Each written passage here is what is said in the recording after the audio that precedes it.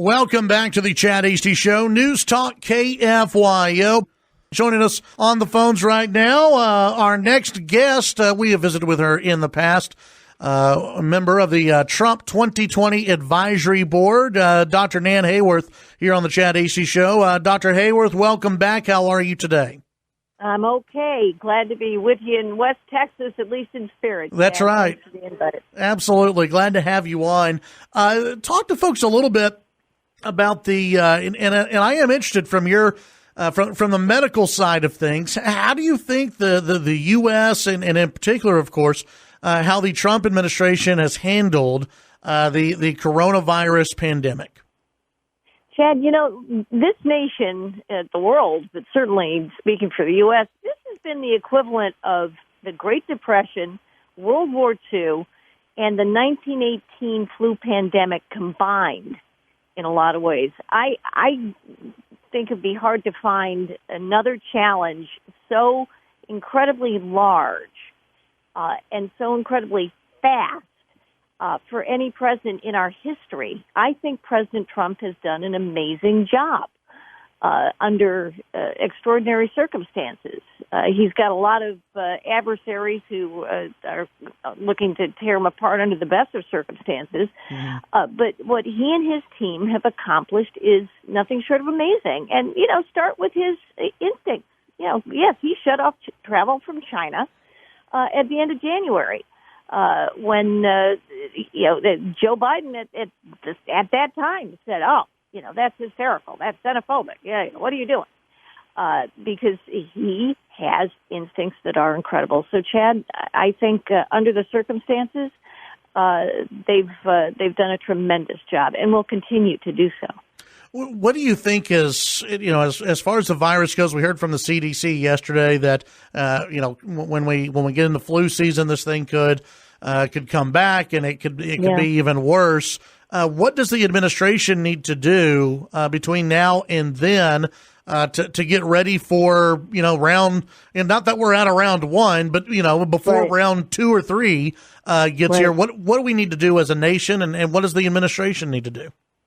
From the medical and the epidemiologic standpoint, Chad, it's perfectly logical to predict that based on the behavior of coronaviruses that this could come roaring back seasonally. We hope it's going to die down seasonally right now, obviously, but it's like a 3-legged stool, basically, Chad. We do need to test people. We need to know where we stand. We're finding out a lot of information about that. A lot more people, maybe 40 times more people than we've been able to prove in the early stages for obvious reasons. You have to develop these tests, and they have to be made accurate, and they have to be refined. But maybe 40 times as many people have been infected than we've thought in the early times. To treatments, you know, let's convert this disease from something that can kill you to something that you can survive. Mm-hmm.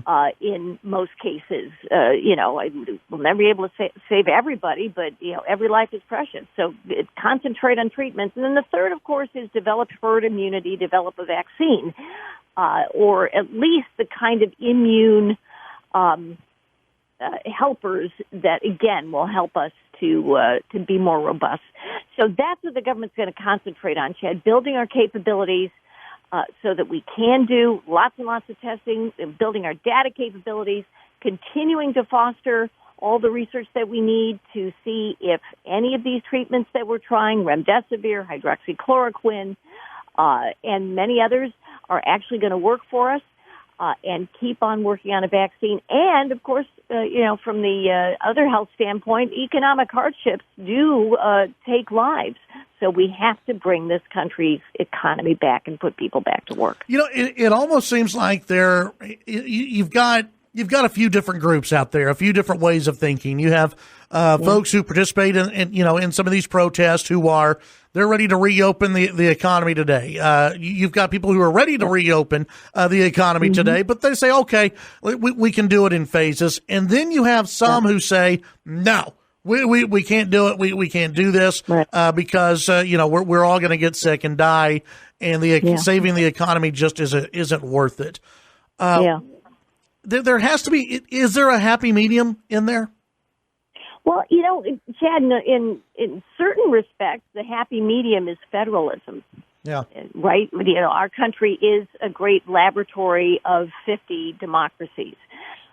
Georgia and South Carolina, as we know, are loosening their restrictions right now. Sounds to me as though they're doing it in a sensible way. Everybody's learning as we go along. New York has had basically stay at home for the better part of the past month. I think it's actually more than a month now, pretty much. And yet the subways have been running. Now, they're not. They don't have the usual number of passengers for sure, but they've still been pretty crowded. So, you can shut down your restaurants, but people are still crowding together trying to get from one place to another. Yeah, I want to ask you about that because it seems funny or odd, maybe is a better word, what we've decided to shut down. Right. Restaurants, and I can, maybe you have the tables that are spaced more apart and everything else, but so many of our larger cities, have public transportation. Here in Lubbock, Texas, we've got a bus system. So, you got a little bit of public transportation. But to me, aren't you more likely to catch this thing if you're all standing shoulder to shoulder in a subway system versus if you're just outside at a park? You sure would think so, Chad. And, look at it this way. There's a great researcher, Jeremy Howard, out of the University of San Francisco, who probably about 3 weeks ago now said, folks, if you look at the statistics out of Taiwan, which has had a very, very low death rate, thank goodness, relative to its population, and Japan, same story, they wear masks. It's kind of a way of life there, much more than if you've ever traveled in Asia. You'll see people there. I've been to Japan, and you see people wearing masks, and when they're out and about in public. That alone, like if we nobody wants to do this forever. We're Americans. We like to see people's faces, but if you're in a more crowded situation, wearing a mask protects you from infecting others if you have the infection, and protects you from acquiring those viruses from other people by breathing them in. So even just that kind of simple expedient, and washing our hands. We have not been nearly as conscious, for understandable reasons, of the fact that it's our eyes, nose, and mouth. If we touch them, we can introduce germs in there. So, wash your hands before you eat anything, before you touch anything that go into your mouth, right? I think we're getting a lot better at that now. It was so tough, like the first few weeks, not to touch your face. I mean, because you're just used to touching your face. But I think a lot of people now are kind of getting used to the, if you notice your hand getting anywhere close to your face, you freak out and you pull back a little bit. Exactly. So even that alone, those changes in habits, Chad, will be powerful.